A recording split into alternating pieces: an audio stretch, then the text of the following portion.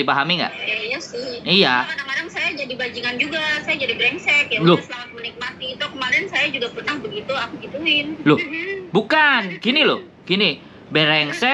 Brengsek sama bajingan itu kalau kita ngancurin dia. Tapi lu mau, lu memilih jalanmu sendiri ke sini. Nah, lu ngapain nangis? Lu ngapain nggak terima? Kan gitu tuh, iya nggak? Lu milih jalanmu sendiri, tapi lu nggak kuat ngadepin kayak gini. Macam apa? Kan bener nggak? Bisa dipahami nggak? Iya.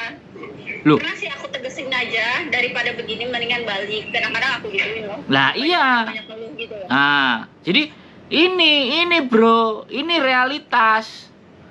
Bukan teori, bukan bayangin ketemu bidadari, kamu omongin mulutmu yang manis-manis, akhirnya duitnya keluar. Ini yang kenyataan. Kalau kamu bisa melewati masa ini,